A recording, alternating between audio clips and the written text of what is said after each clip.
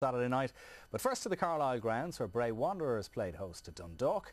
The new signings, Richie Baker and Robbie Doyle, lined out for an otherwise very youthful Bray side. Stephen Alkin reports.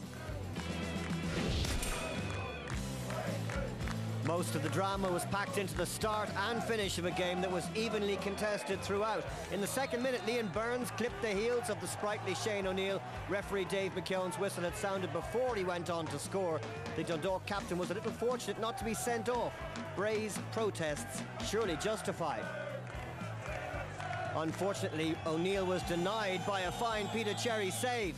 Dreams start for the twice relegated Wanderers not forthcoming. The youth and pace of Eddie Gormley's side evident early on, and from Jake Kelly's corner, Shane O'Connor's effort went close. Wayne Hatswell cleared the danger.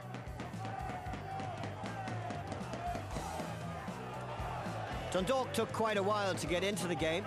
Ross Gaynor's cross here was deflected. Neil Fenn went down rather easily, and JJ Melligan's shot flashed over as Ian Foster's side started to get the upper hand. We've seen Fenn score from this position for Cork City and Bohemians. He nearly repeated the heroics for Dundalk. He's an important acquisition for Ian Foster's side. Only 3 of this Dundalk starting 11 were with the club last year. One man who's out to impress in his debut was Faradine Kudozovic, and he went close here as the Bray defence was stretched.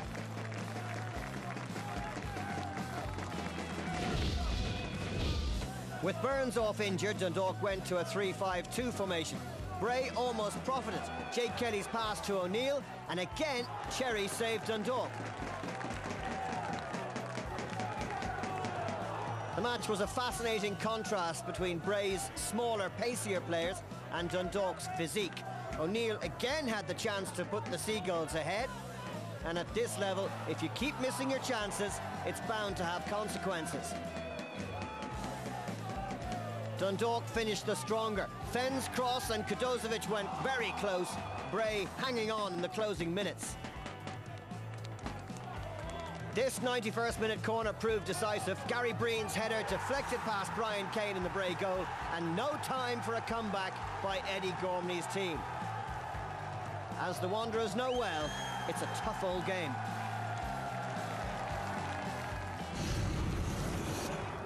We got better as the game went on. You know, we're getting to know each other. We had 10 debutants tonight, so it's not going to happen overnight for us. But we'll keep working hard, and hopefully we can put in better performances than that. What are the rules?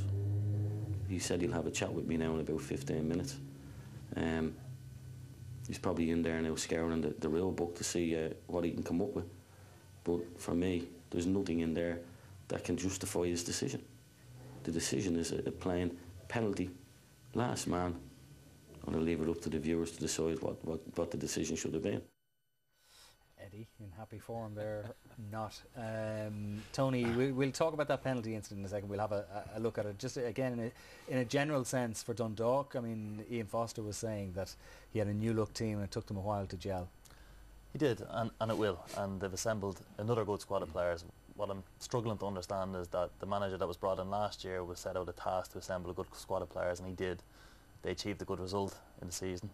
You know, they went on a very good run from the middle of the season towards the end, and it proved not to be enough for what the club wanted and the direction they were going in. So I just wonder what will be enough for Ian and his team this year, and what they will have to achieve and what Dundalk's ambitions are, because it will take time. And I wouldn't be surprised if they have a couple of glitches along the way, and it does take them until the summer again to get going. And hopefully, you know, Ian has a bit more time than one season to go on and move on and assemble that squad and build on it. Is that something though, Paul, you know, that managers are under pressure for instant success, that the boards and the supporters are too demanding in a way? Well, I think it's probably different now, Con, because if you look the way the league has gone, it's there's not a lot of money there now, and there's probably a lot of more managers that are probably managing clubs at the moment, I feel, where there's probably not a lot of pressure, because they'll say, well, we're only paying this much, we're only paying that much to players. And, you know, I think if you look in the case of Bray, it's probably a forced where they were relegated twice and still played in the Premier Division. And it'll probably take a little bit of time for them. They're young, probably didn't have much time to get a squad together. So, you know, it'll be interesting to see. I was at that game on Friday night. I couldn't get over, Damien, how young some of those players in the Bray team were. A lot of teenagers. It's difficult for Bray because of what went on over the last few months, but they're where they want to be in the Premier Division. So there's an even start. And I understand Eddie's frustration. We've all experienced it, and it's awful. At the end of the game, you're empty inside because you feel that you haven't received your proper justice. But again, like Tony was saying about Sean, I think Eddie should forget about it and concentrate on the young players he's got. Some very, very talented youngsters. He's becoming a good manager, Eddie. I would ask him to lighten up and concentrate in a positive manner with dealing with his players and getting them to perform the best they possibly can. Like I said, the vibrancy of youth needs real encouragement and belief from the manager. We never found out how his chat with Dave McKeown went after that interview was conducted.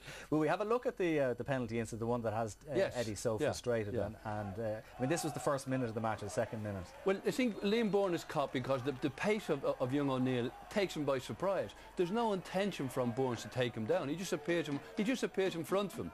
And in actual fact, he doesn't take away a goal-scoring opportunity because he scores the goal. So the referee can quite rightly say, look, he didn't deny him a goal-scoring opportunity. I just wanted to offer a penalty. That was the contradiction to me in this situation. Yeah, I agree. I mean, he blew his whistle too quickly, and even, you know, he should have just let it roll for a couple of seconds, see what happened. Ball's in the net.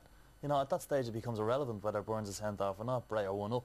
As it transpired, they missed the penalty and they get punished because he's not sent off. But the referee just has to let it roll for a couple of seconds. That's it. Okay, well, they will live to fight another day with Bray Wanderers.